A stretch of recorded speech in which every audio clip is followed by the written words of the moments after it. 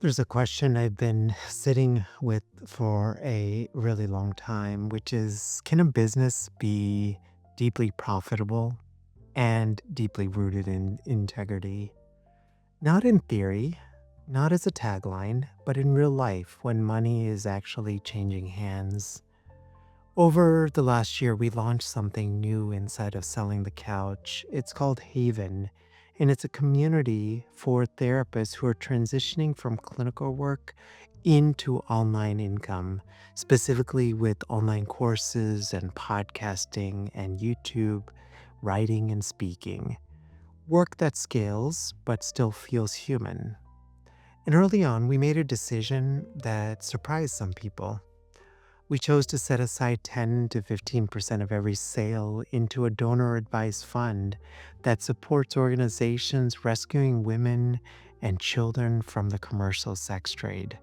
Not as a marketing hook, not as a campaign, as a structural choice. Because for me, this isn't really abstract. When I was in graduate school, I spent nearly a month in Kamatipura, the red light district of Mumbai in India. I worked with an NGO whose mission was to rescue women and children from brothels. One afternoon, I walked through the red light district itself into a brothel. The social workers were terrified of my safety. They insisted on walking with two people on each side of me, worried that I'd be pulled in, drugged, or disappear. But most of my time wasn't spent there. It was spent in an undisclosed location hours away, working with children who had been rescued, children who showed clear signs of trauma, of anxiety, of hypervigilance. Many of them had never experienced having a safe adult male. Their understanding of men came from pimps, from violence, from customers. That stays with you. And now, years later, I'm a husband, I'm a father, I'm raising a daughter, and I've always had to ask myself a harder version of this original question. What does it mean to build something profitable and still be able to look at my child in the eye? For a long time, business culture taught us a false trade off that you either maximize profit or maintain integrity, but not both. That values are something you add after you've made it. I don't believe that anymore. I think integrity isn't something you bolt onto a business. It's something you bake into the structure, where the money goes, what you refuse to optimize, what you're willing to grow slower to protect. This doesn't make a business weaker. In my experience, it makes it more durable. Because when values are structural, not just performative, you don't have to reinvent yourself every time the market shifts. You already know who you are.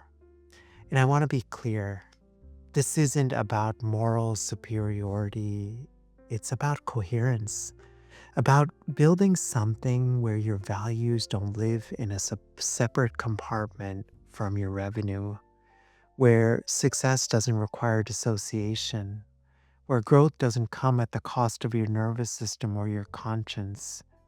For me, legacy isn't about what I leave behind financially.